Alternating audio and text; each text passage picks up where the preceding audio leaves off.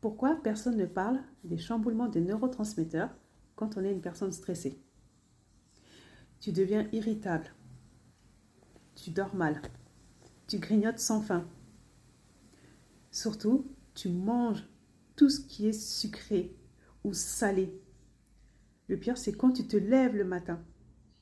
Le matin, tu te lèves, tu es vraiment fatigué, tu as mal dormi, tu es fatigué sans énergie, pas motivé. Et les gens te disent, oh mais t'inquiète, ça va aller. C'est dans ta tête. Mais en vérité, non, ce n'est pas dans ta tête.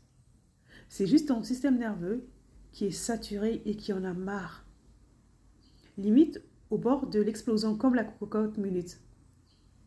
Il faut savoir que le stress chronique, c'est-à-dire que tu subis depuis un certain temps, ce n'est pas juste parce que tu es tendu ou encore que c'est dans ta tête. Ça va bien au-delà de ça. C'est ton cerveau qui est déréglé, qui est en mode survie. La dopamine est en baisse, donc tu as moins d'envie. La sérotonine est en chute libre. C'est là où tu te mets à crier, hurler pour rien, tu ne comprends pas. Le GABA qui est censé t'apaiser, lui, il est en mode avion. Carrément en mode avion, il s'est dit, bon, bah voilà, je la laisse survivre. Résultat de tout ça, tu exploses, tu t'effondres. Le jour où ton corps te dit non, je ne veux pas faire, je ne me lève pas. Et moi, au sein de mon sas de décompression là que tu vois, l'objectif c'est de travailler directement sur ça. Apaiser ton système nerveux, retirer les différentes tensions que tu as dans le corps. Également, travailler sur ton ventre, tous les nœuds que tu as qui sont bloqués. C'est ça que je t'offre. Tu as donc deux possibilités.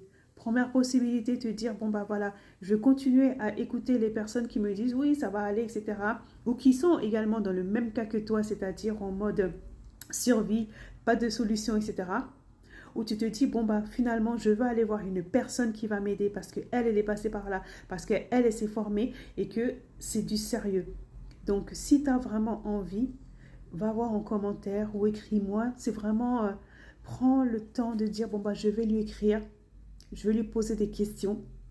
Et comme ça, au moins, tu arrêtes avec ce stress chronique qui te pourrit la vie, en fait. Parce que, encore une fois, tu mérites mieux que ça. Tu mérites mieux que de te lever tous les matins fatigué. Tu mérites mieux de te lever, d'être toujours en train de grignoter. Tu mérites mieux que de manger tes émotions à travers le sucre, le gras, etc. N'hésite pas à m'écrire.